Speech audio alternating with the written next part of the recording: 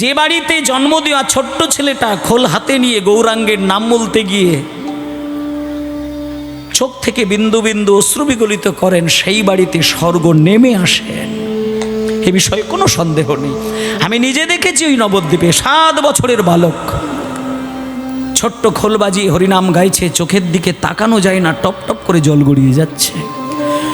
গৌরাঙ্গের নাম করতে গিয়ে যার চোখ থেকে জল বিগলিত হয়, শুধু গৌর নয়, 33 কোটি দেবতা তার উপরে আশীর্বাদ ঢেলে দেয়। নিতাই গৌর প্রেমানন্দে হরিবোল হরিবোল হরিবোল। তাই মায়েরা, ছেলেকে আপনি যাই করান করান, ছেলেকে এই শিক্ষাটা আগে দিন। আপনি ইসলাম ধর্মের দিকে তাকিয়ে দেখবেন তাদের আসল শিক্ষাটা ভুলে গিয়ে কিন্তু উচ্চশিক্ষায় শিক্ষিত করেননি। ইসলাম ধর্ম তারা জানে, MA পাস করো, PhD করো, যাই করো করো, কিন্তু আমাদের ধর্ম ইসলাম ধর্ম, এই ইসলাম ধর্মের যে চৈতন্য সেটা আগে জাগাতে চেষ্টা করো, তারপরে তুমি যা কিছু শিক্ষা নেবে। সমাজ গঠন হতে পারে আধ্যাত্মিকতার রস যদি হৃদয়ে থাকে, নচেত হবে না। বাবা, আপনারা তো দেশে বিদেশে বেড়াতে যান, আপনারা তো হাই রোড দিয়ে বড় বড় রোড দিয়ে ছুটে বেড়ান, দেখবেন কোনো হাই রোডের ধারে কোনো দুর্ঘটনা অ্যাক্সিডেন্টে যদি মানুষ মরে পড়ে থাকে, যে গাড়িটা অ্যাক্সিডেন্ট করে সেই গাড়িটা দেখবেন সামনে গিয়ে তার দামটা দেখবেন 80 থেকে 90 লক্ষ টাকার গাড়ি। একটা সাধারণ চাষিবাসীর গাড়ি কিন্তু নয়। সারা কলকাতায় যে সিগন্যাল চলে, ট্রাফিক সিগন্যাল, ওইগুলোকে ভেঙে দিয়ে চলে যায় একজন মাতাল নয়, একজন চাষির ছেলে নয়, একজন সাধারণ পরিবারের ছেলে নয়। বড় বড় সিগন্যালকে ভেঙে দিয়ে বেরিয়ে গিয়ে দুর্ঘটনার কবলে পড়ে যারা, তারা দেখবেন বড় বড় উচ্চশিক্ষিত মানুষ। এ সমাজে যত যত বড় বড় দুর্ঘটনা বিশেষ করে বাংলার মাটিতে ঘটছে, বাংলার মাটিতে যত অন্যায়, যত বড় বড় দুর্ঘটনা ঘটছে, যার জন্য সমাজ রসাতলে যাচ্ছে, তাদের দিকে তাকিয়ে দেখুন, তারা সাধারণ কোনো আসনের মানুষ নয়, তারা উচ্চ শিক্ষিত ভদ্র ঘরের ভদ্রলোক। তাদের দ্বারা সমাজ ধ্বংস হয়ে যাচ্ছে। কেন না? আধ্যাত্মিকতার রস বিন্দুমাত্র তার হৃদয়ে নেই। যদি আধ্যাত্মিক রসের কণামাত্র তার হৃদয়ে থাকতো, তাহলে কিন্তু ওই মানুষটা একটা দুষ্টু কাজে লিপ্ত হতে গেলে তার ভেতরে থাকা চৈতন্য জেগে তাকে বাধা দিতে পারত।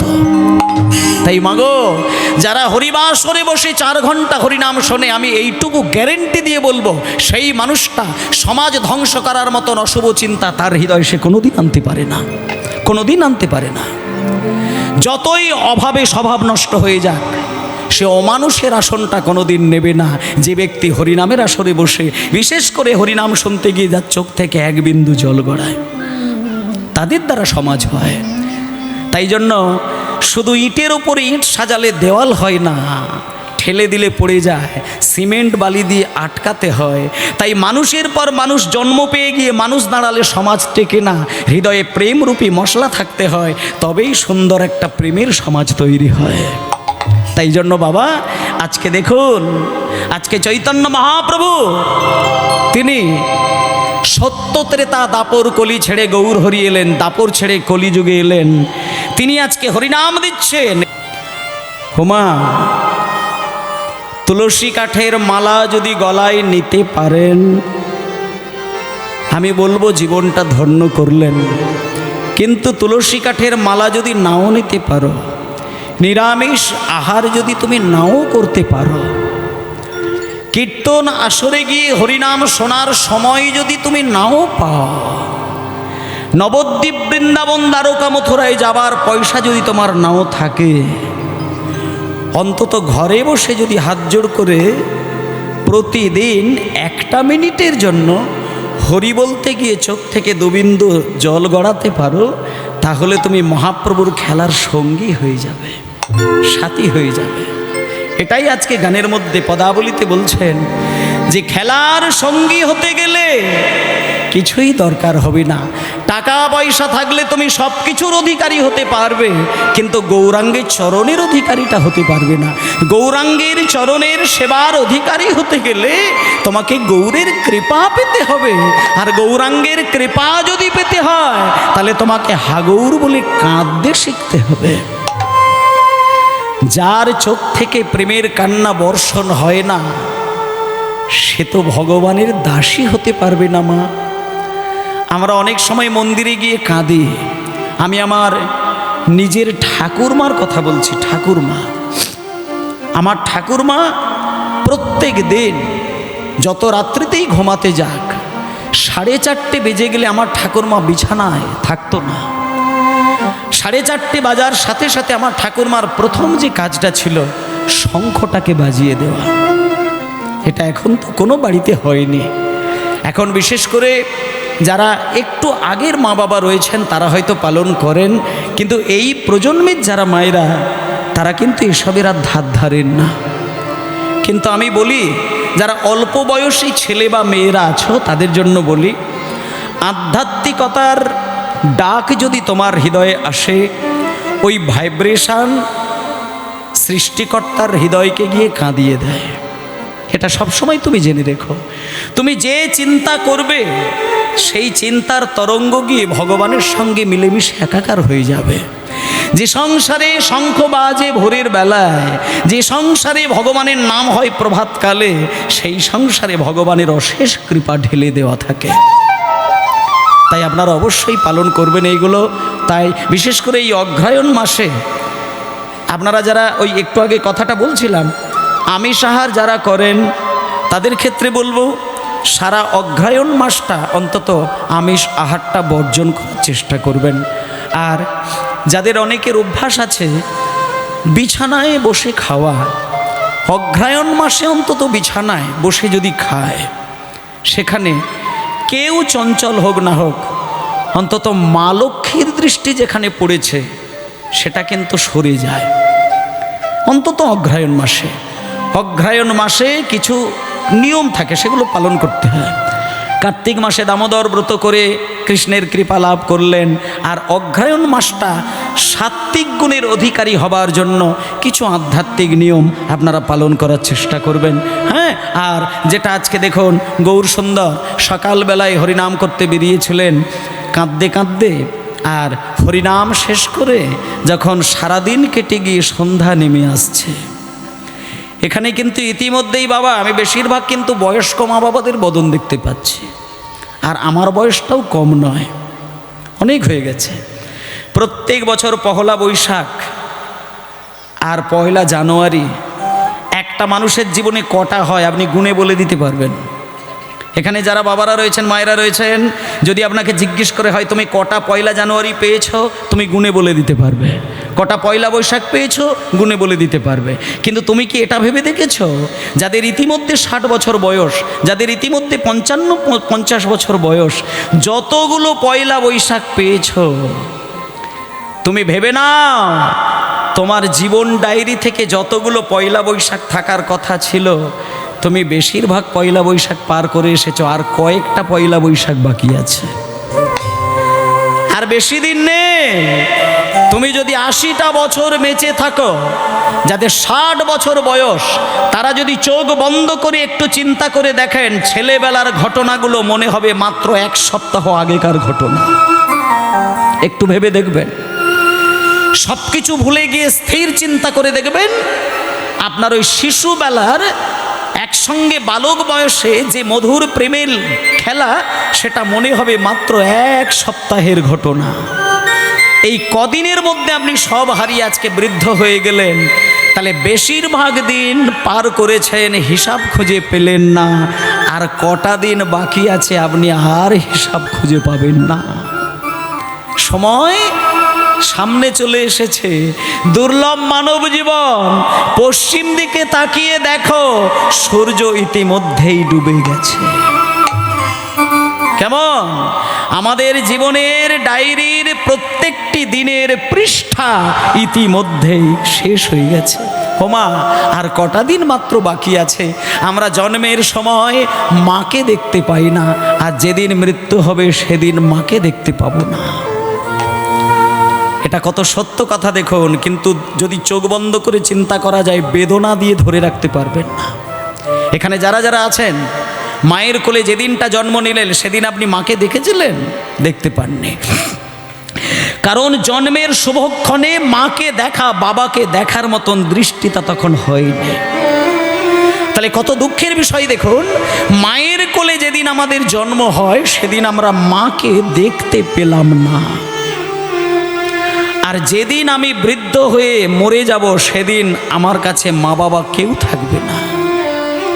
তাহলে যার জন্য তুমি জগৎ দেখলে তাকে প্রথম দিনেও তুমি দেখতে পাওনি, আর যার জন্য তুমি পৃথিবীতে আসলে এত সুন্দর কীর্তনাসরে বসেছো কার জন্য? জন্ম দেওয়া মা বাবার জন্য। কিন্তু যেদিন তুমি মরবে তার অনেকগুলো বছর আগে তোমার মা বাবা কিন্তু ইতিমধ্যেই পরলোক গমন করেছেন। এর থেকে বেদনার কি হতে পারে? এর থেকে বেদনার আর কিচ্ছু হতে পারে না। জন্মের দিনে মাকে দেখি না, বাবাকে দেখি না, আর যেদিন মরবো সেদিনও দেখতে পাবো না। তাহলে আমি মা বাবার জন্য কি করলাম? এই চিন্তা হয়ে গেল কার? আমার গৌর সুন্দরের।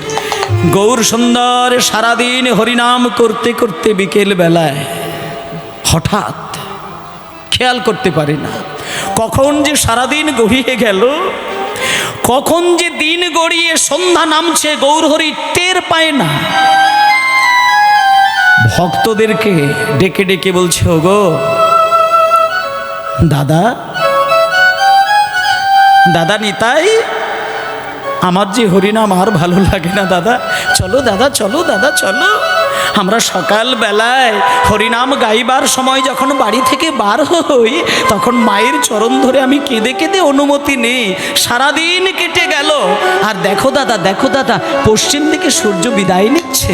আমাদের তো কোনো কাজ নাই, আমাদের কোনো কাজ নাই, আমাদের শুধু দুটো কাজ, আমাদের শুধু দুটো কাজ, ভক্তদের সাথে হরিনাম করা আর মাকে শান্তি দেবার জন্য বিকেল বেলায় মায়ের কাছে গিয়ে শুধু একবার প্রণাম জানিয়ে আসা। চলো দাদা, দিবা অবসান হেরি গৃহেতে চলিলা। তাই মায়েরা এই পদটা একটুখানি গাইব। আমি প্রথমেও বলেছি, এখনও বলছি, ওই ঝাক্কা ঝাঁকিং কোমর দোলানো গান আমি গাইতে পছন্দ করি না। আমি চেষ্টা করি আপনাদের চরণধুলোটা মাথায় নিয়ে যতটুকু আবেগ দিয়ে গান বাজনা করা যায়। গানে যদি একবার আবেগ এসে যায় আর গান শুনতে শুনতে যদি আপনার হৃদয়টা একবার ভিজতে শুরু করে দেয়, চোখ যদি সিক্ত হয়ে যায়, তাহলে জানবেন এর থেকে পরমানন্দ আপনি জীবনে আর কিচ্ছুতে পাবেন না। তাই জন্য পদকর্তা বললেন, দিবায়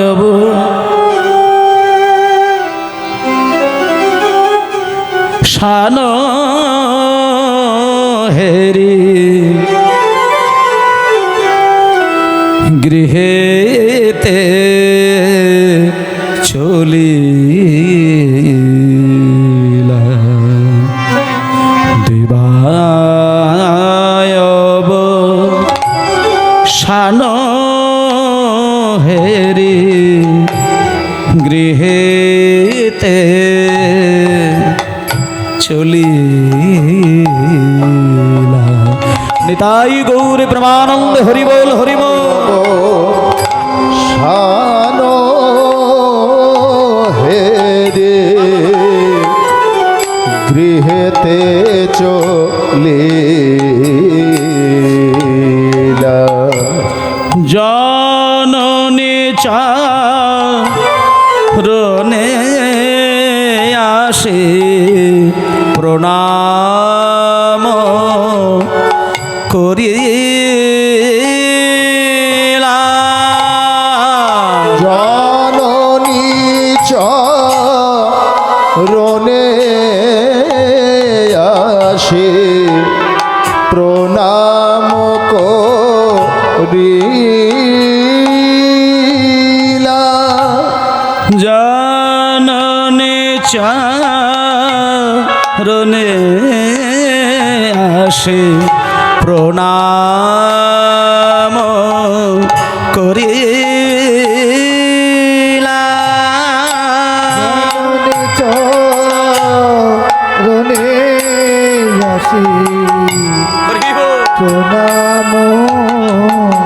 করিলাম।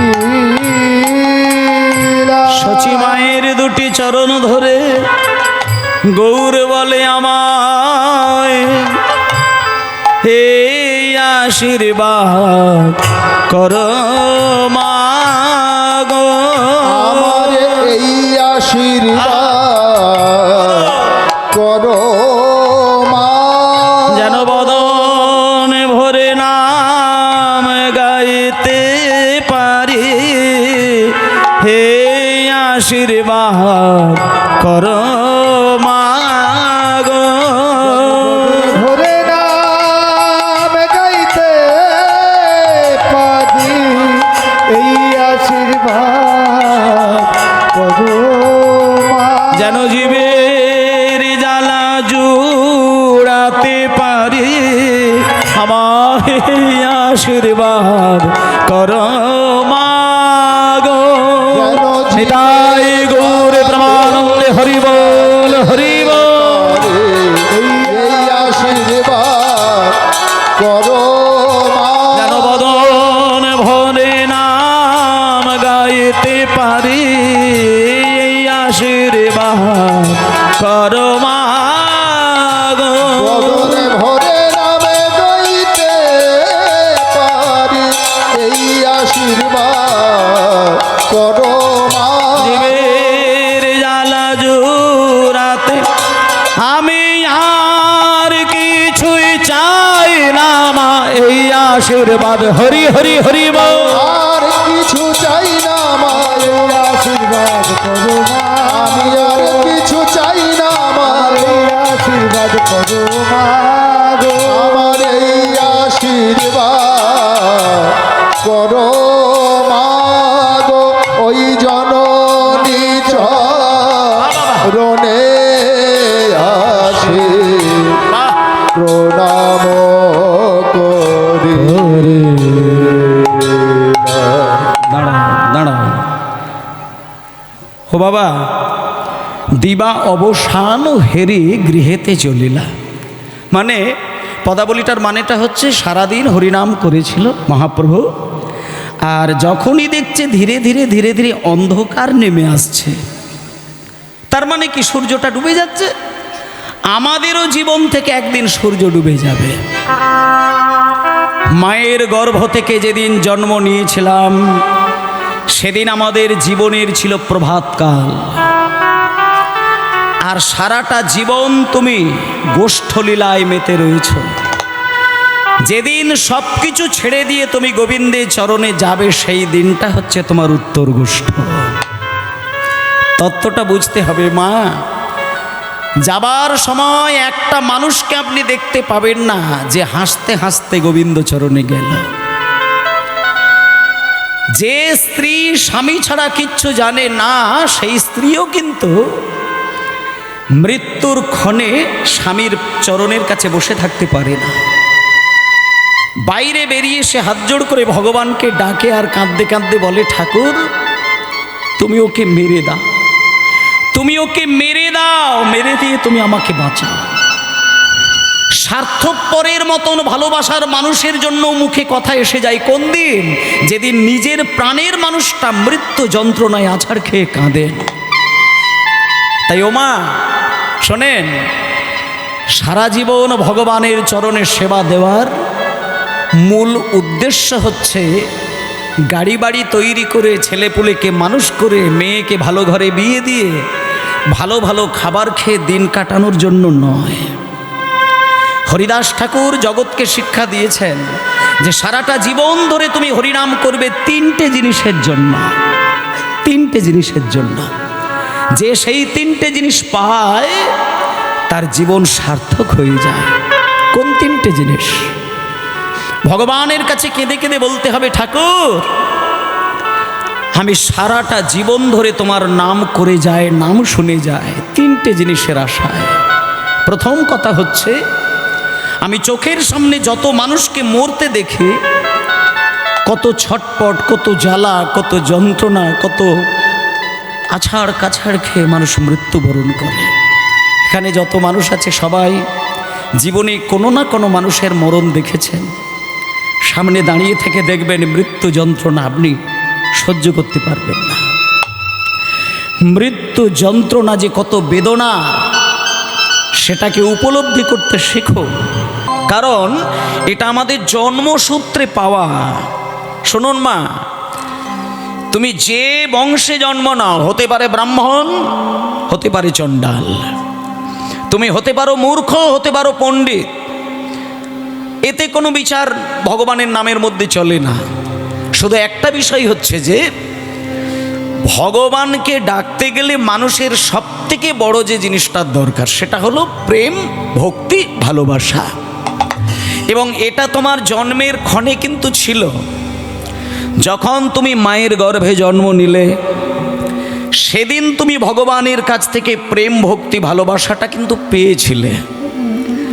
আর সেই ভক্তিটা আজকে আমরা হারিয়ে বসে আছি। কেন না, যেদিন আমরা শিশু ছিলাম সেদিন আমার হৃদয়ে শুধু ভক্তি নয়, শোনেন,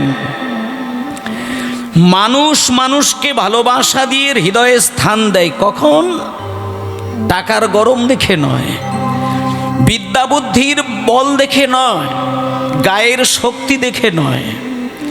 একটা মানুষকে জড়িয়ে ধরে, হৃদয়ের মাঝখানে জড়িয়ে ধরে কান্নাকাটি করে, তখন সেই মানুষটার আবেগ যদি মিষ্টি থাকে, আবেগ এটা যদি মিষ্টি থাকে, তখন কিন্তু মানুষ জড়িয়ে ধরে কাঁদবে। আর তোমার আবেগ যদি তেতো হয়, তুমি যতই কোটি টাকার মালিক হও, আবেগ যদি তেতো হয়, যতই তুমি ব্রাহ্মণ ঘরে জন্ম নাও, আবেগ যদি তেতো হয়, যতই তুমি বেদ বিদ্যা পুরাণ সব কিছুকে মুখস্থ করে বসে থাকো, মানুষ কিন্তু তোমাকে বুকে জড়িয়ে ধরে সম্মান দেবে না। আবেগটা কি জিনিস এইটা জানতে হবে। বেশটা একটু বাড়িয়ে দেবে। বেশটা, আবেগ হচ্ছে মানুষের কাছে একটা উন্নত উজ্জ্বল রসের ভাণ্ডার।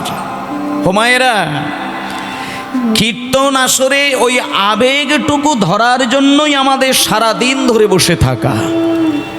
কীর্তন মানে কিছু তত্ত্ব দেখা, কীর্তন মানে কীর্তনিয়ার নাচ দেখা, কীর্তন মানে কিছু সুরের জাদু দেখা, ওটা কিন্তু নয়। মানুষ যদি কীর্তন গান শুনে তার আবেগটাকে বাইরে প্রকাশ করতে না পারে, সেই মানুষ কোনোদিন মানুষের পছন্দের মধ্যে আসবে না। আর মানুষ যদি মানুষকে না পছন্দ করে, সেই মানুষ কোনোদিন ঈশ্বরের চরণের অধিকারী হতে পারবে না। এই জায়গাটা একটু পরিষ্কার করতে হবে। যে মানুষের ভেতরে মিষ্টি আবেগ থাকে তার বাইরে প্রকাশ দেয়। তোমার ভেতরে প্রেম আছে কি না, ওটা কাউকে কেঁদে কেঁদে চিৎকার করে বলতে হবে না। ওটা তোমার দুটি চোখ দেখলে বোঝা যাবে, তোমার বদন দেখলে বোঝা যাবে। যার হৃদয়ের আবেগ মিষ্টি, তাকে সামনে থেকে দেখলেই তাকে চরণ জড়িয়ে ধরে কাঁদতে ইচ্ছে হয়। যেমন আরো সহজ করে যদি বলা যায়, 5 বছরের ছেলেকে যে মা জননী দেখেন তাকে কিন্তু তুলে কোলে আদর করেন। কেন? তার জাতের ভেদাভেদ করে না। একটা 2 বছরের শিশুকে প্রত্যেকটি মা কিন্তু বুকে জড়িয়ে ধরে আদর করে, হামি দেয়, বুকে জড়িয়ে ধরে কত বাসনা তৈরি করেন। কেন না, তার আবেগটা বড় মিষ্টি। তার কত জ্ঞান হয়েছে, কত বুদ্ধি হয়েছে, সে কেমন কথা বলতে পারে, এই বিচার কিন্তু মানুষ করে না। যার আবেগ মিষ্টি থাকে তাকেই বুকে জড়িয়ে ধরে। আর ওই মিষ্টি আবেগটা মানুষ তৈরি করবে কি করে, এটা চৈতন্য মহাপ্রভু তার তত্ত্বের মধ্যে, তার দৃষ্টান্তের মধ্যে, তার তৈরি করা কীর্তন গানের মধ্য দিয়ে জগবাসীকে দেখালেন। বাবা শোনেন, একটা মানুষ ভেতরে আর বাইরে দুদিক থেকেই মিষ্টি হয় তখন তার চিন্তার মধ্যে যদি শুদ্ধতা থাকে। তোমাকে স্কুলে যেতে হবে না, কলেজে যেতে হবে না, পড়াশোনা করতে হবে না।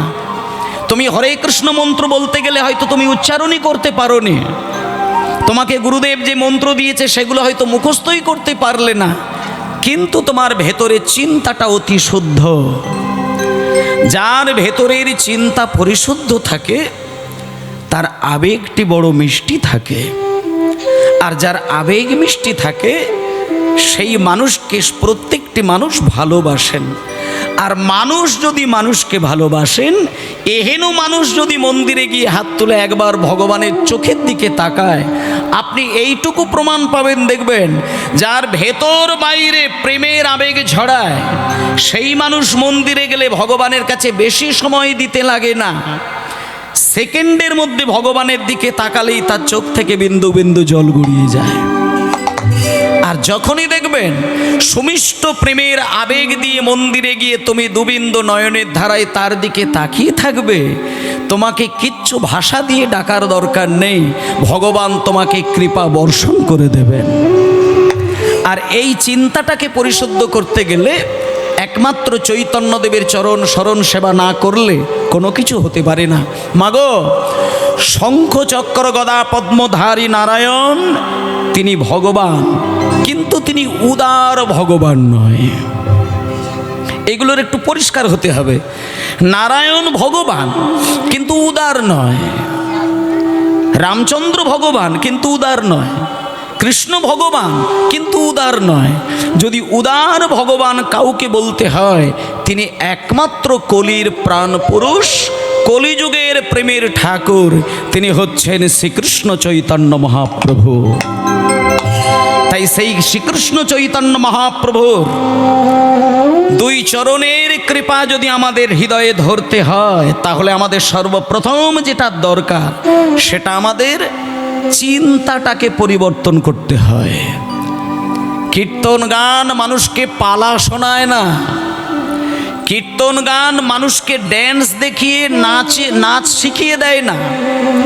হরিনামের বাসর মানে রাধে রাধে জপা করো বলতে বলতে মানুষকে ঘাড় মাথা দুলিয়ে দিয়ে আনন্দ দেওয়ার জিনিস নয়। হরিবাসরে মানুষ বসে থাকে শুধু একটা জিনিসের জন্য, বুক ফাটিয়ে হা কৃষ্ণ বলে হা রাধে বলে কাঁদার জন্য। যতক্ষণ তুমি সংসারে বদ্ধ থাকবে ততক্ষণ তুমি কাঁদবে, সেটা মায়ার কান্না, সেখানে দুঃখ থাকে। আর হরিবাসরে বসে যখন তুমি কাঁদবে সেটা প্রেমের কান্না, সেখানে শান্তি থাকে। এই যা তফাৎ। তোমার সন্তান তোমাকে একটা গালি দিয়ে কথা বললে তুমি 24 ঘন্টা কাঁদতে পারবে, কিন্তু হাজার চেষ্টা করলেও তুমি হাগৌর বলে এক ফোঁটা জল কিন্তু বিগলিত করতে পারবে না। যেদিন তুমি তোমার মায়ার সংসারে দাঁড়িয়ে থেকে হাগৌর বলতে গেলে তোমার চোখটা ছলছল করে উঠবে, সেদিন জানবে তোমার সংসারে গৌরাঙ্গের পদচিহ্ন পড়েছে। আর এই অগ্রহায়ণ মাস আমাদের কাছে খুব পবিত্র মাস। আগের মাসটা ছিল কার্তিক মাস, ঠিক পরের মাসটি হলো অগ্রহায়ণ মাস। কার্তিক মাসে দামোদর ব্রত করে আমাদেরকে পথ পরিষ্কার করতে হয়, আর অগ্রহায়ণ মাসে আমাদেরকে বৈরাগ্য ধর্ম পালন করে কৃষ্ণের চরণটাকে সংসারে রাখতে হয়। আর কৃষ্ণের চরণ যে সংসারে ধরা থাকে, সেই সংসারে মা লক্ষ্মী দেবীর কৃপা অবশ্যই থাকে। মা লক্ষ্মী ঠাকুরকে ধরে রাখতে গেলে একটি মাত্র বছরের মাস থাকে, যেটা হলো এই অগ্রহায়ণ মাস।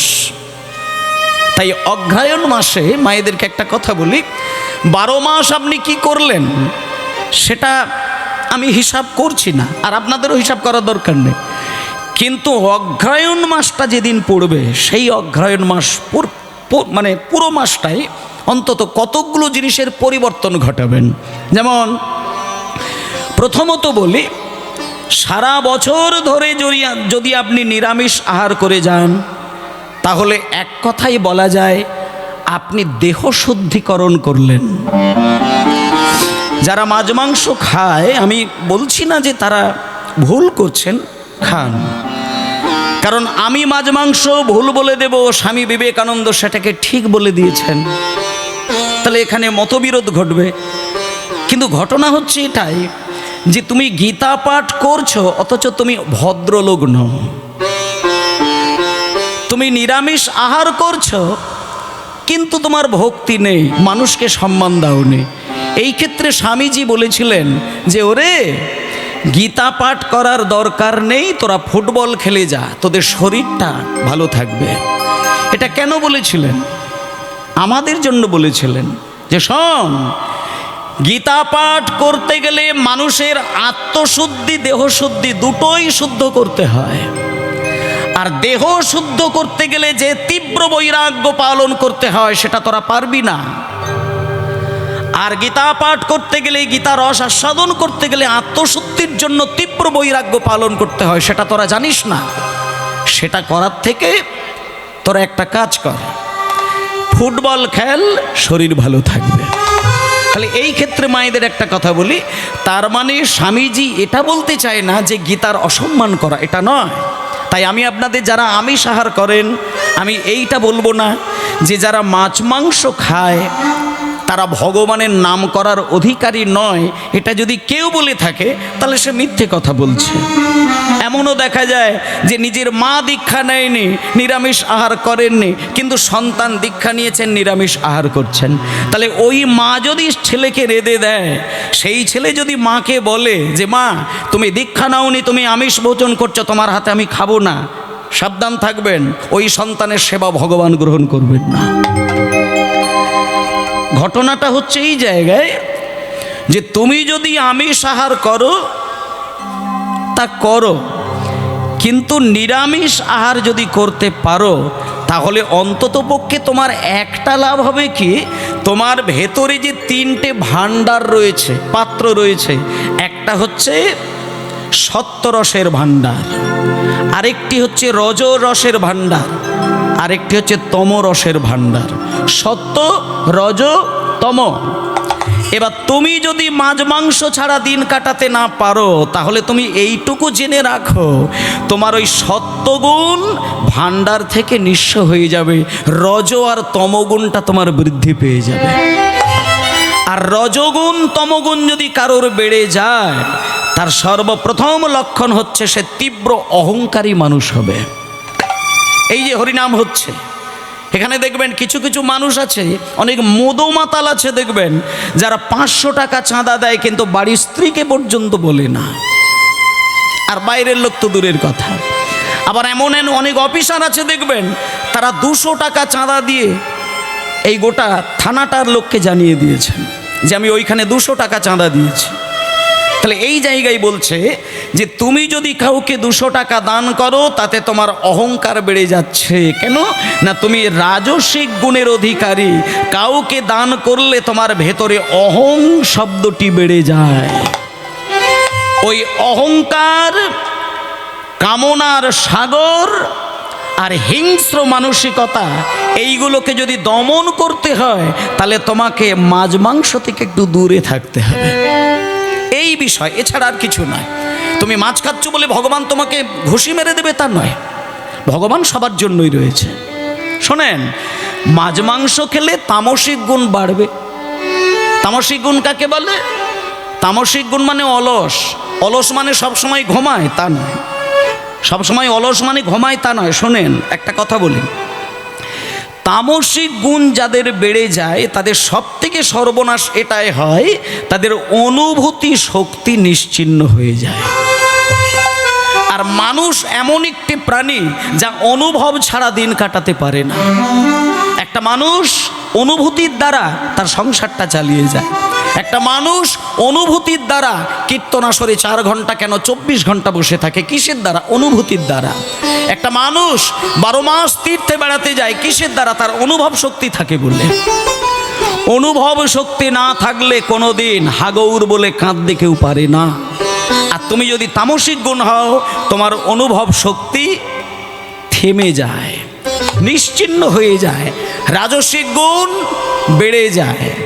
তাহলে তোমার তমগুণ বেড়ে গিয়ে তুমি যখন অলস হয়ে যাবে, অহংকারী হয়ে যাবে, তখন তুমি ভগবানকে ডাকার অধিকারী হতে পারবে না। তাই ভক্তমণ্ডলী মায়েরা, আপনাদের একটা কথা বলি, সকাল থেকেই হরিনাম হচ্ছে আপনাদের এই বাঁশতলী গ্রামে। আর এই নিয়ে আমার সম্ভবত 4 বছর আশা হচ্ছে। এটা নিয়ে গত 3 বছর আমি গান গেয়েছি। তাই আপনাদের পরিবেশ সম্পর্কে আমি জানি। আপনারা যথেষ্ট ভক্তবৃন্দ আছেন, কীর্তন রস আপনারা বোঝেন। তবে এইটুকু আপনাদের বলি, কোমর দোলানো, ঘাড় দোলানো, ধেই ধেই ধেই ধেই তিড়িং তিড়িং নাচ, এইগুলো হরিবাসরে যত তাড়াতাড়ি মানে শেষ হবে এই আশাটা বা এই চেষ্টাটা আপনারা একটু করুন। কিছুদিন আগে তো আপনারা শুনলেন মানে পশ্চিমবঙ্গে শ্রেষ্ঠ বলবো না, সারা পৃথিবীর মধ্যে যদি একজন কীর্তন রত্ন বলে কাউকে ধরা হয়, তিনি হচ্ছেন শ্রদ্ধেয় সুমন ভট্টাচার্য মহাশয়, যার একটা প্রেমের গানকে নিয়ে কয়েকদিন আগে এখানে প্রত্যেকেই শুনেছেন।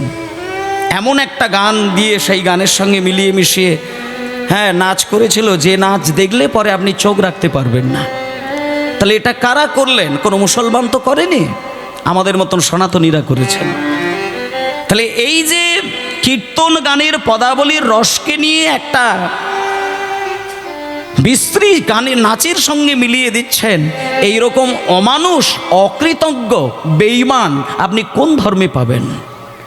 এই রকম কাজ যদি ইসলাম ধর্মে করতো, আমি এইখানে দাঁড়িয়ে বলতে পারি যে গানটার সঙ্গে ওই মেয়েগুলো নেচেছে, নোংরা নাচ দিয়েছে, এটা যদি ইসলাম ধর্মে কোনো আল্লাহ সম্পর্কে গানের সঙ্গে জড়িয়ে করতেন, আমার মনে হয় তার পরের দিনই গদ্দান কেটে মাটিতে গড়াগড়ি দিত।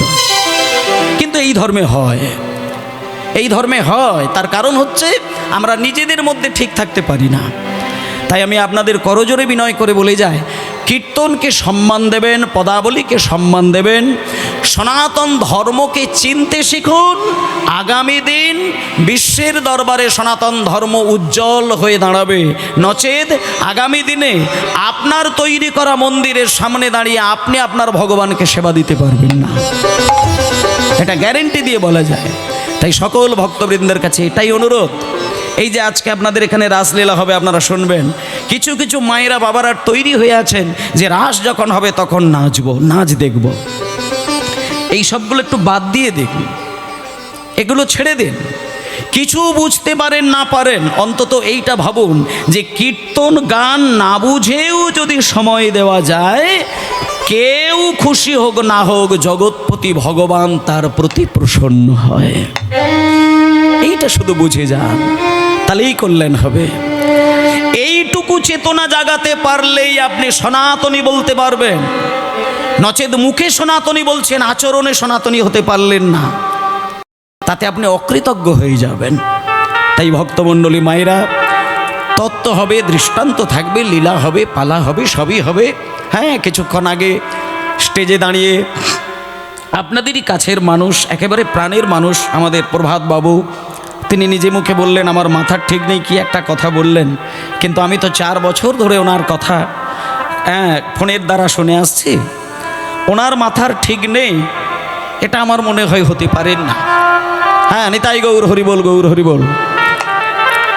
ওনার দূরদর্শিতা, ওনার শিক্ষা, ওনার দীক্ষা, ওনার বিচক্ষণতা, আমি যেটা বুঝেছি, উনি হাজার দায়ী দায়িত্ব, লক্ষ দায়ী দায়িত্ব এক নিমেষের মধ্যেই পালন করে দিতে পারেন। ওনার সেই ক্ষমতা রয়েছেন।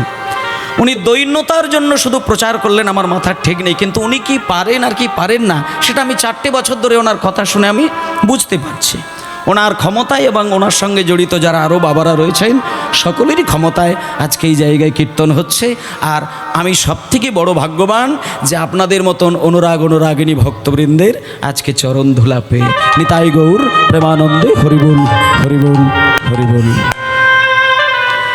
আজকে চলুন, বেশি দেরি করব না। আজকে যদিও অষ্টকালীয় পর্যায় গান হচ্ছে না, তবু আমি কিন্তু এইখানে অষ্টপর্যায়ের লীলা থেকে শুরু করব। জয় নিতাই, নিতাই গৌর হরিবল, গৌর হরিবল। জয় নিতাই, জয় নিতাই গৌর হরিবল, গৌর হরিবল, গৌর হরিবল। বেশ, যেহেতু আসতে মায়েরা, ঠিক আছে, যেহেতু আজকে রাস গান হবে, রাসের আগে ওই আক্ষেপ অনুরাগ হওয়া উচিত। আক্ষেপ অনুরাগের আগে, আক্ষেপ অনুরাগ আর রূপ একসঙ্গে গেয়ে দেয় যিনি কীর্তনিয়া থাকেন। আর তার আগে অন্তত বিকেল বেলাটায় ফেরত গোষ্ঠ করার নিয়ম।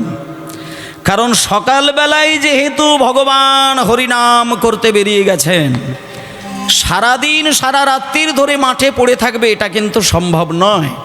যতক্ষণে মাঠ থেকে আপনি উঠতে না পারবেন, ততক্ষণে তো আপনি ভগবানের চরণ পাবেন না। সকালবেলায় গরু মাঠে যায়, কেমন ধীর গতিতে যায়, কানগুলো নিচের দিকে ঝোলে, লেজ নিচের দিকে থাকে। আর বিকেল বেলায় যখন গরুর দড়িটা খুলে দেয় বাড়ির মালিক, তখন দেখবেন ওই গরুগুলো কানগুলো উপরের দিকে আর লেজটা উপরের দিকে। কেন থাকে? এখানে কিন্তু একটা তত্ত্ব রয়েছে।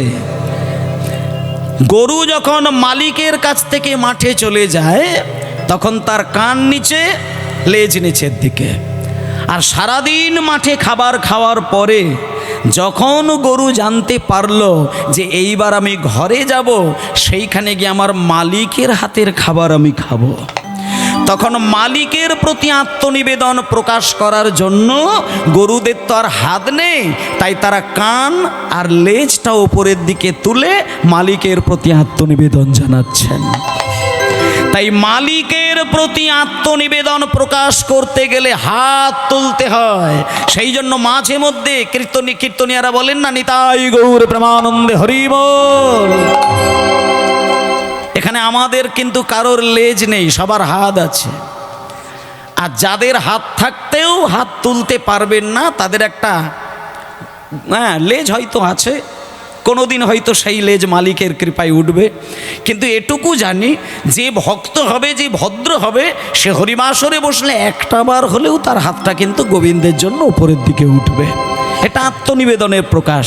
তাই চলুন আজকে আমার পর্যায় ধরে একটু বিভিন্ন দিক দিয়ে আমরা আজকে উত্তরগোষ্ঠ লীলাটি আস্বাদন করব। কিন্তু মায়েরা একটু মন দিয়ে শুনবেন। উত্তরগোষ্ঠ লীলাটা শুনতে কঠিন হলেও আমি আপনাদের কাছে যেভাবে পরিবেশন করব, আশা করি লীলাটা জলের মতো পরিষ্কার হয়ে যাবে। মানে সকালবেলা অর্থে এখানে কোন সকাল, দুপুরবেলা অর্থে কোন দুপুর, ফেরতগোষ্ঠ উত্তরগোষ্ঠ মানেটা কি, রূপ মানে কি, রাস মানে কি, এর একটা দৃষ্টান্ত রয়েছে। রাসের সময় নাচতে গেলে শাড়ি খুলে যায়, রাসের মঞ্চে যেতে গেলে শাড়ি গয়না সব খুলে যায়, দেহটা সম্পূর্ণ আলগা হয়ে যায়। কাদের? পুরুষের নয়, নারীর। গভীর চিন্তা যদি না থাকে এটা উপলব্ধি করতে পারবেন না। মায়েরা, কোনো মাকে সামনে রেখে তার সামনে যদি কোনো সন্তান নাচানাচি করে বা মেয়ে তার কন্যা নাচানাচি করে, সেই নাচটা কোন রসের নাচ হতে পারে এইটুকু বোঝার ক্ষমতা যদি না থাকে, আমার মনে হয় তার রাসলীলার আসরে 1 সেকেন্ড বসার অধিকার থাকে না। আমরা রাসলীলায় রাস দেখতে গেলে কীর্তনিয়া যখন কোমর বাঁকিয়ে অষ্টসখী নিয়ে নাচানাচি করে আমরা খুব মজা পাই, কিন্তু একটাবারও বুঝি না যে রাধা কৃষ্ণ আর সখীগণ যে রাসের মঞ্চে দাঁড়িয়ে নাচছেন সেখানে কিন্তু জগৎ জননী মা মহামায়ার দৃষ্টি রয়েছে। আর যে রাধারানীকে সঙ্গী করে কৃষ্ণ রাস রস আস্বাদন করাচ্ছেন, সেই রাধারানী কৃষ্ণের অংশ থেকে জন্ম নিয়েছেন। তাহলে এখানে কোন রস, এটা যদি বোঝার জ্ঞান না থাকে তাহলে আপনি অমানুষ হয়ে গেলেন। অমানুষ থেকে মানুষ হতে পারলে তবেই আপনি সনাতন ধর্মের গভীরের রসটা আপনি আস্বাদন করতে পারবেন, নচেত পারবেন না। সনাতন ধর্ম উৎকৃষ্ট ধর্ম, যদি আপনি তার রস আস্বাদন না করতে পারেন তাহলে আপনি উৎকৃষ্ট ধর্মের উৎকৃষ্ট রস আপনি আস্বাদন করতে পারলেন না। তাই ভক্তমণ্ডলী মায়েরা, চলুন আজকে গৌরচন্দ্রিকার প্রথম পদ হলো সুরধ্বনি তীরে আজও গৌর কিশোর সহচর মেলিয়া আনন্দে বিভোর। এই হচ্ছে আসল বিষয়। কিন্তু একটা কথা বলি আপনাদের, সকাল অর্থে হলো মায়ের গর্ভ থেকে যেদিন আসলাম সেই সকাল। প্রত্যেক দিন সূর্য উদয়কালে আমাদের জীবনের সকাল হয়, আর ওই দিনটা কাটার পরে সন্ধ্যাবেলায় যখন আমরা বিছানা গ্রহণ করি, যখন আমরা নিদ্রায় আচ্ছন্ন হয়ে যাই, পরের দিন সকালবেলায় সারা জগতের মানুষ ঘুমাতে যায় এক সময়, কিন্তু ঘুম থেকে ওঠে না সবাই। এই বাসরে আজকে হরিনাম হচ্ছে, শোনেন, গত কয়েকটি বছর ধরে কীর্তন হচ্ছে, আপনারা সকলেই আসছেন, আমিও আসছি। কিন্তু দেখুন মা, এমন অনেক মানুষ আছে দেখবেন এই পাড়াতেই বা এই গ্রামেই মানুষ, তিনি গত বছরই হরিনাম শুনেছিলেন কিন্তু এই বছরে তিনি আমাদের মধ্যে আর নেই। কোথায় তিনি? না, তিনি পরলোক গমন করেছেন। তাই জন্য সংবিধানে একটা কথা বলেছে যে সকাল বেলাটা ভক্তি রসে যদি তুমি ডুবে থাকতে পারো, 24টা ঘন্টা তুমি যদি ভগবানকে ভুলেও থাকো, হৃদয় থেকে ভগবানের রস কিন্তু আর সরে যাবে না। সকালের মূল্যটা বুঝতে হয়। সারাদিন তুমি যা ইচ্ছা করো, তাতে কোনো দুঃখ নেই। যে সকালবেলা সংকল্প নিতে পারে গোবিন্দের চরণকে জড়িয়ে ধরার, 24টা ঘন্টা যদি সে নাও গোবিন্দের চরণের নাম করে, গোবিন্দের চরণ কিন্তু তার হৃদয়ে বসানো থাকেই। তাই জন্য আমি সকলকে, মায়েদেরকে, বাবাদেরকে বলছি, যদিও সন্ধ্যা হয়ে গেছে কিন্তু আমাদের হৃদয়টা সকালের মতোই রয়েছে। আমরা এখনো সকাল থেকে গড়িয়ে দুপুর গড়াতে পারি না। সকাল আমাদের জীবনে চিরকালই রয়ে যাচ্ছে। যেদিন আমাদের জ্ঞানের আলো জ্বলে উঠবে হৃদয়ে, সেদিন আমাদের মধ্যাহ্নকাল হবে। কিন্তু সে জ্ঞান আমাদের কোথায়? বুকের দিকে তাকিয়ে দেখলে, ভেতর দিকে লক্ষ্য করলে এখনো সেই সকাল, এখনো আমাদের আলো জ্বলেনি, এখনো মধ্যাহ্নের সূর্য আমাদের হৃদয়ে পৌঁছায়নি। তাই ভক্তমণ্ডলী, মায়েরা, বাবারা, সবাই মিলে আজকে গৌরকে স্মরণ নেব। সকালের একটি গান দিয়ে গৌর হরির সেবা করে তারপরে আমরা যথারীতি লীলার মধ্যে প্রবেশ করব। সবাই মিলে ভজ গৌরাঙ্গ, এই গানটা কিন্তু সবাই গাইব একটু, আর বাকি গানগুলো বলবো না, এটাই শুধু বলবো। আমার আগে কীর্তনিয়া গান করলেন, হ্যাঁ, পবিত্র মুখার্জি মহাশয়, ওনার গানে আপনারা অনেক রস আস্বাদন করলেন। উনি অনেক পদ পদাবলীর মধ্য দিয়ে আপনাদেরকে কীর্তন শোনালেন, আপনারা সুখ পেলেন। এবার আমি এই গানটার মধ্য দিয়ে গৌরচন্দ্রিকার পদের মধ্যে যাব। তার আগে আপনাদেরকে একটু গানটা গাইবার দায়িত্ব দিয়ে দেব এবং সুরে, তালে, ছন্দে সব কিছুতেই ভরিয়ে দেবেন। সবাই বলবেন ভজ গৌরাঙ্গ, কহ গৌরাঙ্গ, লহ গৌরাঙ্গের, সবাই মিলে বলবেন নাম রে।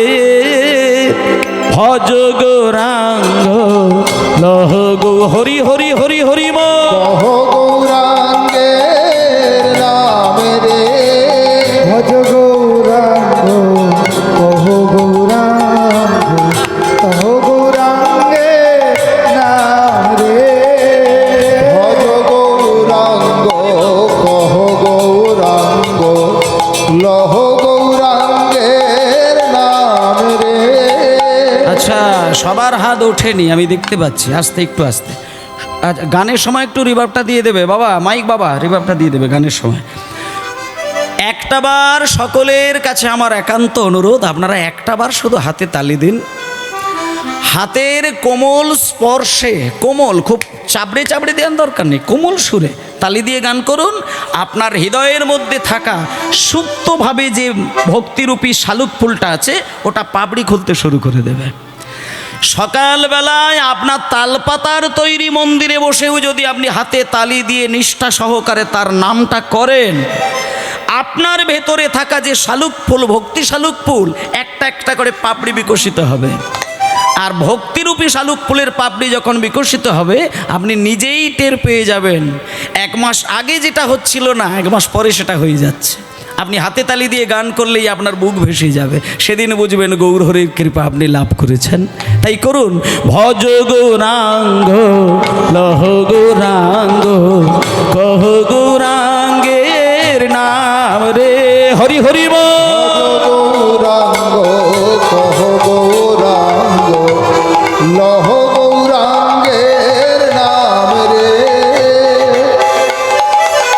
ভজ গৌরাঙ্গ, কহ গৌরাঙ্গ, লহ গৌরাঙ্গের নাম রে। ভজ গৌরাঙ্গ, কহ গৌরাঙ্গ, লহ গৌরাঙ্গের নাম রে।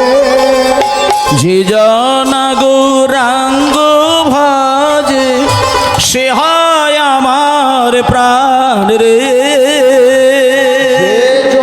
গৌরাঙ্গ ভজে, সে হয় আমার প্রাণ রে। যে জন গৌরাঙ্গ ভজে, সে হয় আমার প্রাণ রে। যে জন গৌরাঙ্গ ভজে, সে হয় আমার প্রাণ রে। যে জন গৌরাঙ্গ ভজে, সে হয় আমার প্রাণ যে জন গৌরাঙ্গ ভজে সে হয় আমার প্রাণ রে। যে জন গৌরাঙ্গ ভজে সে হয় আমার প্রাণ রে। ভজ গৌরাঙ্গ লহ গৌরাঙ্গ নিতাই গৌরী প্রেমানন্দে হরি বল। ভজ গৌরাঙ্গ লহ গৌরাঙ্গ লহ গৌরাঙ্গের নাম রে। দিন গেলে হা গৌরাঙ্গ যে বলে একবার রে।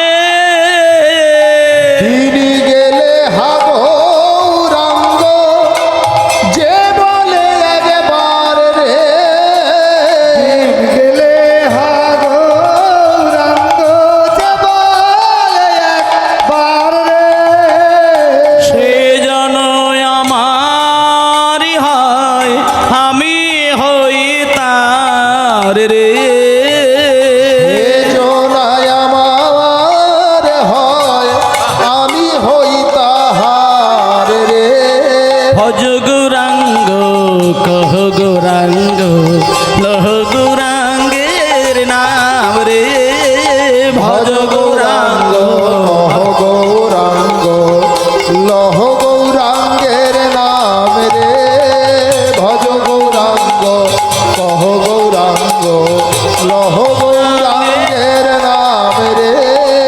ভজ গৌরাঙ্গ কহ গৌরাঙ্গ নিতাই গৌর প্রমানন্দে হরি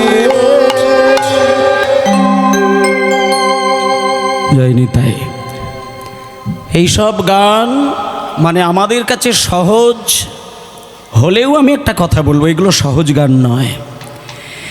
এই গান গাইবার অধিকার লাভ করতে হয়। এই গান গাইতে গাইতে যেদিন আপনার চোখের জলে আপনার বুকটা স্নান হয়ে যাবে, সেদিন আপনি বুঝবেন এই গানের মহিমা কত গভীর। শুধু ঘড়ি ধরে রাত্রির 12টা তৈরি করে রাস শ্রবণ করলে হবে না, সাধনার গভীরতা থাকতে হয়। সেই সাধনাটা যখন আসবে সেদিন বুঝবেন চৈতন্য মহাপ্রভুর কৃপা বাঙালির ওপরে কতটা কীর্তন গানের মধ্যে পাওয়া যায়। তো মায়েরা চলুন আজকে খুব সুন্দর করে সুস্থভাবে আজকে আমরা সকল গরু বাছুরকে এক জায়গায় করে ভগবান কিভাবে বাড়ি ফিরলেন সেইটা গৌরচন্দ্রিকার মধ্যে গৌরাঙ্গের ভাবটা আগে লক্ষ্য করব। মায়েরা বলছে সুরধনী তীরে আজও গৌর কিশোর সহচর মিলিয়া আনন্দে বিভোর। তার মানে বলতে চাইছে সুরধনী গঙ্গার ধারে ভগবান গৌরহরি আমার পার্ষদগণকে সঙ্গে নিয়ে হরিনাম করতে গেছিলেন সকালবেলায়। এবার এখন ফিরবেন ওমা। তো এবার সুরধনী তীরে আজ গৌর কিশোর সহচর মেলিয়া আনন্দে বিভোর। তা কেমন করে হরিনাম করছেন মহাপ্রভু? হরিনাম কেমন করে করছে? সখাদের সঙ্গে বলছে দেখো সকল ভক্তকে সঙ্গে নিয়ে আজকে চৈতন্য মহাপ্রভু কিবা সুরধনির তীরে তীর মহবিল হয়ে সমবয় বালক সঙ্গে নাচে। মায়েরা কালী ঠাকুর, দুর্গা ঠাকুর, হ্যাঁ বিশ্বকর্মা ঠাকুর, কার্তিক ঠাকুর, যেই ঠাকুরকেই আপনি আপনার প্রধান দেবতা বলে মনে করুন না কেন, আমি আপনাদেরকে বলে দিই মা কালীর পুজো করতে গেলেও নিতাই গৌরের চরণে সেবাটা দিয়ে তবে করবেন। রাধা মাধবের চরণে তুলসী দিতে যাওয়ার আগে আপনি নিতাই গৌরকে সেবা করবেন। কারণ একটা জিনিস মাথায় রাখবেন, যে বিদ্যার দেবী বুদ্ধির দেবী স্বয়ং দেবী সরস্বতী তিনিও পর্যন্ত কিন্তু আমার গৌরাঙ্গের চরণ সেবা করেন। কেমন? তাহলে যিনি বিদ্যার দেবী তিনি গৌরাঙ্গের চরণ সেবা করেন, তার প্রমাণ দিয়েছিলেন একজনকে, বিশ্ব ব্রহ্মাণ্ডের একজন, এই সারা বিশ্বের মধ্যে একজন জ্ঞানী পণ্ডিত কেশব কাশ্মীরি, তাকে তিনি বুঝিয়ে দিয়েছিলেন। তাই বাবা বাড়িতে যদি কালী ঠাকুর থাকে, মন্দিরে যদি কালী ঠাকুর থাকে, নিতাই গৌরের মিনিমাম একটা ক্যালেন্ডার অন্তত রাখবেন, সেইখানে অন্তত একটু সেবা দেবেন, তারপর আপনি যেই দেবতার সেবা করুন। কারণ আমাদেরকে খেলতে শিখিয়েছেন এই বাংলার মাটিতে একমাত্র বিশ্ব ব্রহ্মাণ্ডের খেলোয়াড়, যিনি খেলা শেখাতে এসেছেন তিনি হচ্ছেন আমার সচী মায়ের ছেলে নিমাই। তুমি খেলতে যদি জানো তবে তুমি ভগবানের চরণ পাবে, আর খেলাই যদি ভুল হয়ে যায় তোমার জীবন থেকে তুমি সবই হারাবে। তাই ভালো খেলোয়াড় হতে হবে। তা আজকে দেখুন গৌর সুন্দর সচী মায়ের চরণ ধরে সকালবেলায়, দুপুরবেলা, সন্ধ্যাবেলায় বাইরে থেকে গঙ্গার জল নিয়ে এসে মায়ের চরণ ধুয়ে দেয় না, চোখ থেকে বিন্দু বিন্দু বিগলিত করে সেই প্রেমাশ্রু, যা দিয়ে আমার মহাপ্রভু চরণ সেবা করেন সচী মায়ের। এবং সচী মায়ের পা ধুইয়ে দেয় চোখের জলে। সচী মা সঙ্গে সঙ্গে নিমাইকে সকালবেলা বুকে জড়িয়ে ধরে বলে, ওরে নিমাই, আরও তো বাড়ির ছেলেরা মাকে প্রণাম করে, কিন্তু তোর মতন এইভাবে পাগলের মতো তো কেউ প্রণাম করেনি। আমি তো সবাইকে দেখেছি মাকে নিছক প্রণাম করে, মাথা ঠুকে প্রণাম করে, শুয়ে পড়ে প্রণাম করে, হাঁটু মুড়ে প্রণাম করে, কিন্তু তুই প্রণাম করতে গেলে তো চোখ থেকে জল আমার পা ধুইয়ে দেয় কেন? তখন সচী মাকে নিমাই বলছে, মা, আমি চোখের জলে তোমার চরণ ধুইয়ে দিয়ে তোমাকে প্রণাম করি একটা জিনিস পাবার জন্য। মাগো, তুমি আমাকে শুধু মাথায় হাত দিয়ে একটাই আশীর্বাদ করো, আর আমি কিচ্ছু চাই না। আমি সকালবেলায়, দুপুরবেলায়, সন্ধ্যাবেলায় বদন ভরে হরিনাম করে আমি জগতের প্রত্যেকটা মানুষের জ্বালা যন্ত্রণা যেন দূর করে দিতে পারে, এর থেকে আমি বেশি কিছু চাই না। আমি মানুষের মনের দুঃখ, জ্বালা, যন্ত্রণা শুধু দূর করব, এইটুকু আমাকে আশীর্বাদ আর অনুমতি দাও মা, আর আমি কিচ্ছু চাই না। আজকে সেই অনুমতি নিয়ে কিবা সুরধ্বনি তীর মাহবিলস হয়ে সমবয় বালক সঙ্গ আজকে গাইছেন কেমন করে? কিবা সুরধ্বনির তীরে তীর মাহবিলস হয়ে, বাবা বাবা, সমবয় বালক সঙ্গে নাচে রে, তাই গৌর হরিব বালক সঙ্গে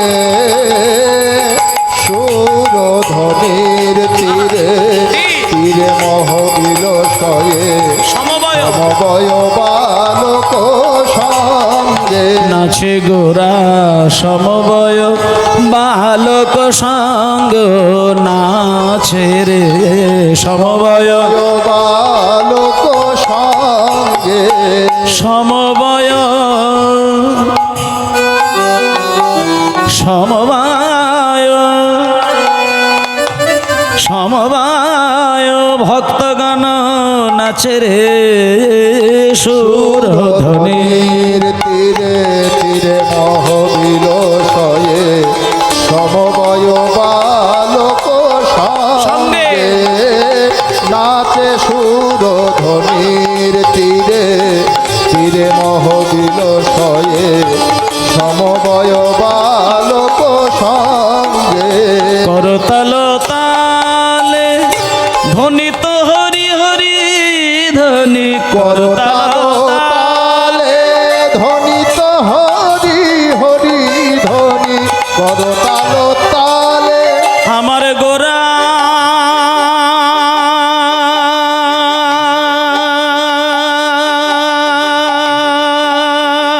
নাচে,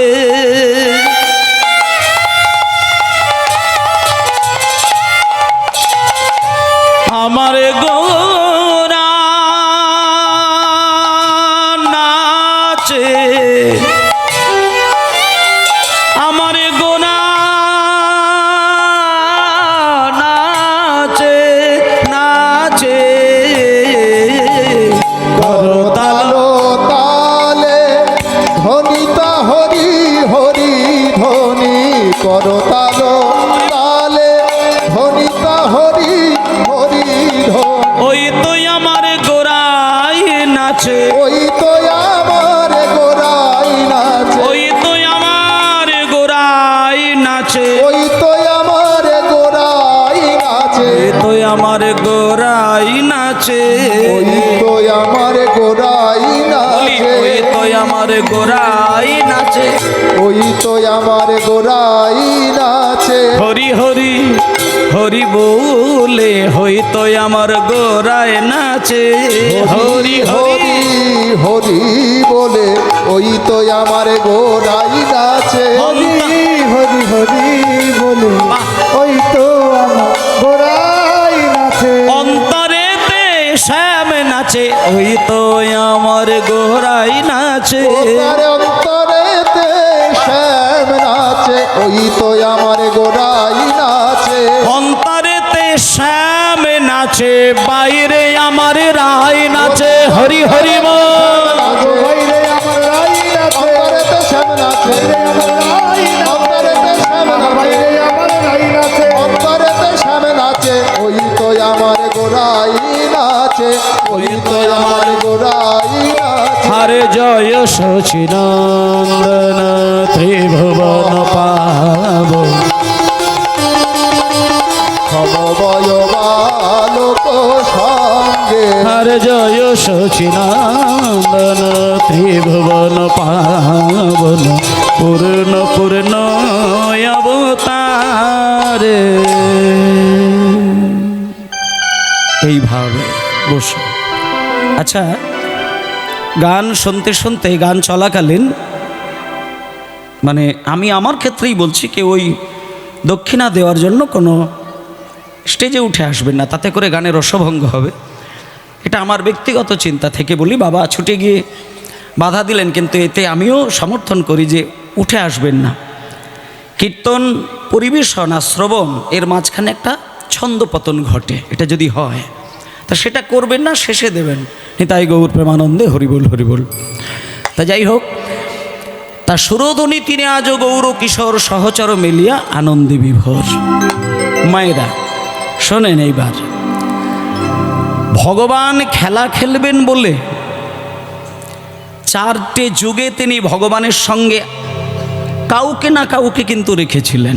যেমন প্রথমত বলি, সত্যযুগের নারায়ণ তিনি একা নারায়ণ ছিলেন না, মানে সত্যের ভগবান একা ছিলেন না, চারজন ছিলেন ভগবান। বৈকুণ্ঠ লোকে চারজন নারায়ণ ছিল।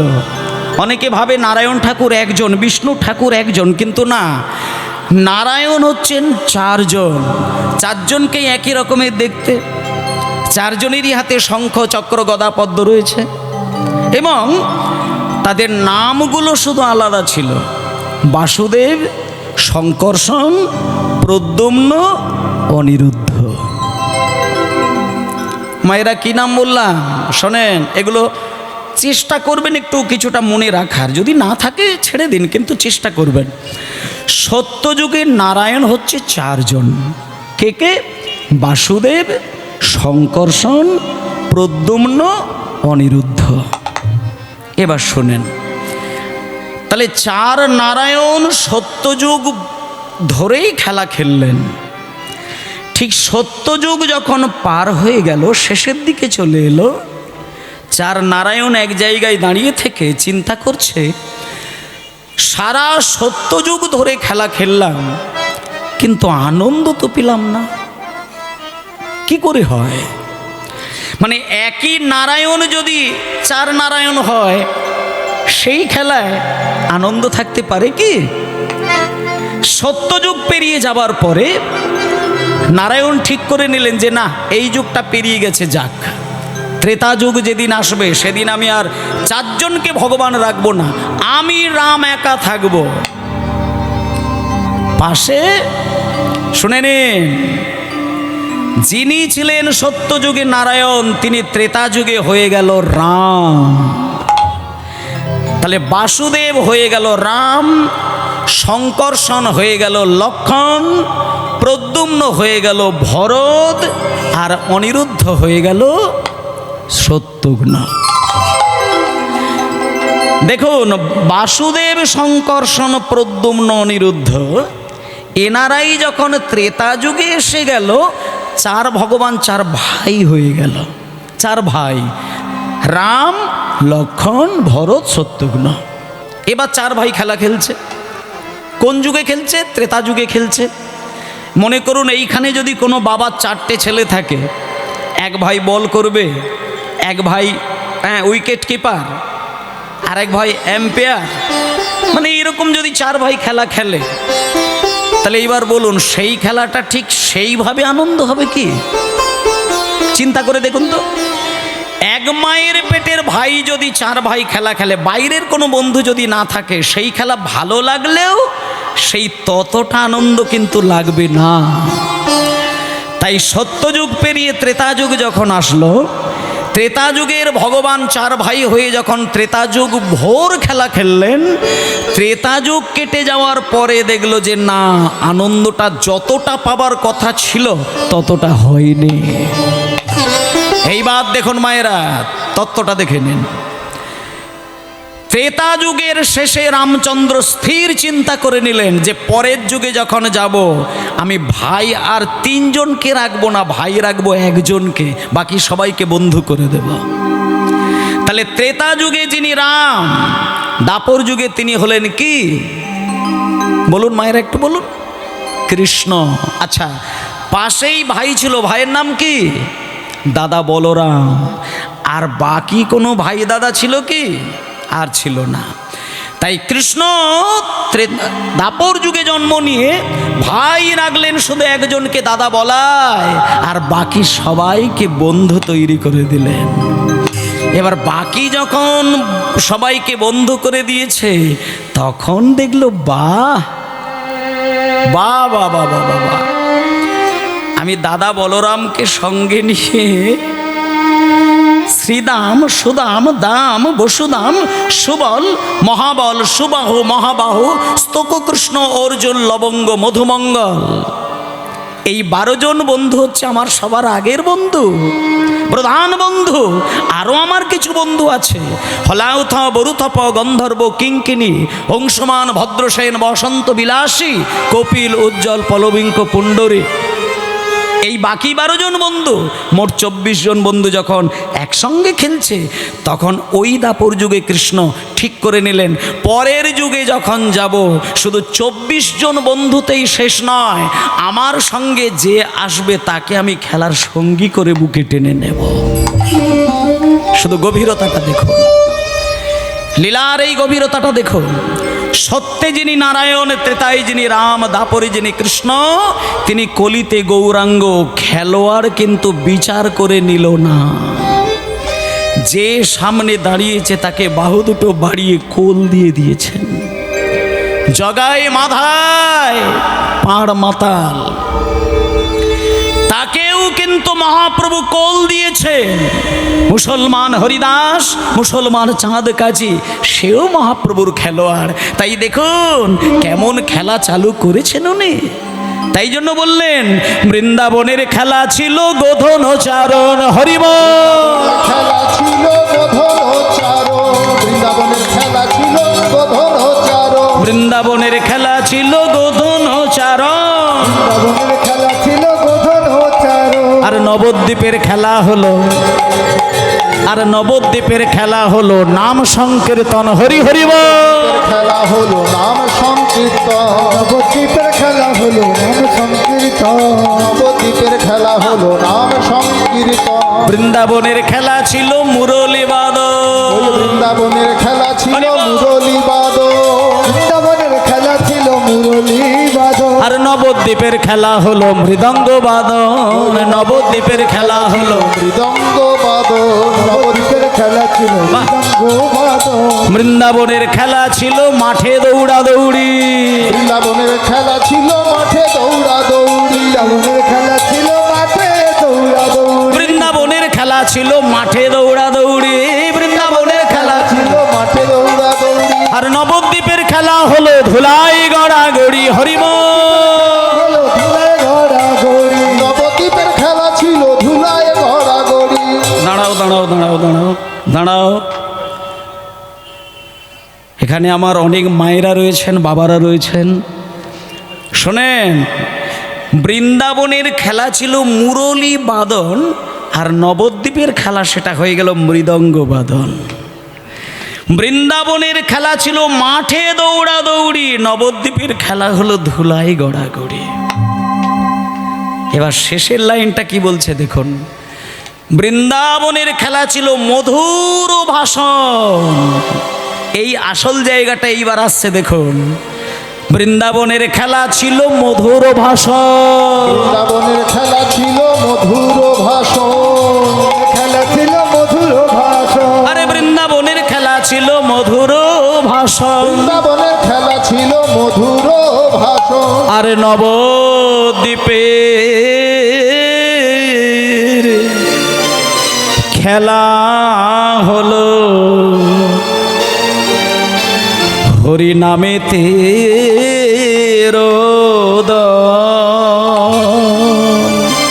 দাঁড়া মায়েরা,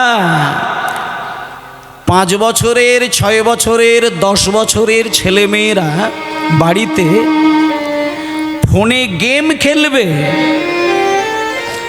কত কত কত কত নলেজ মা বাবাকে দেখিয়ে দেবে, কিন্তু কোন মায়ের কোলের বাচ্চাটা কোলে করে খোলটাকে তুলে নিয়ে দুহাত দিয়ে বাজিয়ে বাজিয়ে হরিনাম করে বলুন তো? আস্তে আস্তে কিছু কিছু কথাগুলো না, এগুলো মানুষ আসলে জেনেও এগুলোকে মানে উপলব্ধি করে না। আপনারা যদি নবদ্বীপে যান, বলে দিই আমি নিজে প্র্যাকটিক্যাল নবদ্বীপে দেখে এসেছি, বাড়ির ছেলেটাকে ইংলিশ মিডিয়ামে ভর্তি করে দিয়ে শুধু ইংরেজ তৈরি করলে সমাজ দাঁড়াবে না। তুমি বাঙালি, এই চিন্তাটা করতে হবে। এমন একটা সময় ছিল যেখানে, যে সময় সারা পৃথিবীর মধ্যে বাংলা যেটা আজকে চিন্তা করবে, পরশুদিন সেটা বিদেশিরা চিন্তা করত। আর এখন ঠিক উল্টোটা হয়ে গেছে, বিদেশ যেটা আজকে চিন্তা করেছে পরে সেটা বাঙালি অনুকরণ করে বেড়াচ্ছে। আজকে নারী সমাজে যে সমস্ত ছোট্ট ছোট্ট পোশাক পরে সমাজকে তিক্ত করে দিচ্ছে, এর মূলে বিদেশিদের অনুকরণ বাঙালি ধরে নিয়েছেন। কিন্তু বিদেশ থেকে ভালো কিছু ছিল, বাঙালি কিন্তু সেগুলোকে ত্যাগ করে দিয়েছে। এই যে আজকে রবিবার কীর্তন গান হচ্ছে, রবিবার হলে বাঙালির বাড়িতে দেখবেন, প্রত্যেকটি বাঙালির বাড়িতে অন্তত পক্ষে না হলেও আমি বলে দিই মিনিমাম 90% বাড়িতে দেখবেন রবিবার মানে বাজারটা একটু অন্য স্বাদের হয়ে যায়। কেন না, বাড়ির লোকটা এতদিন ঠিক মতো বাড়িতে ছিল না, আজকে রয়েছে, তার জন্য ভালো খাবার খেতে হবে। এজন্য আমরা প্রত্যেকটা সনাতন ধর্মের মানুষ দেখবেন রবিবার দিনে বিশেষ করে অন্য রসের খাদ্য খাই। কিন্তু আমরা এটা বুঝি না যে চলে গেছে ইংরেজ, রেখে গেছে লেজ। আমরা ইংরেজের লেজটাকে ধরে লাফালাফি করছি, কিন্তু তাদের আদব কায়দাটা কিন্তু পদদলিত করে দিয়েছে। ইংরেজরা রবিবার দিন ছুটি ঘোষণা করে দিয়েছিলেন। কেন এগুলো জানতে হয় তো।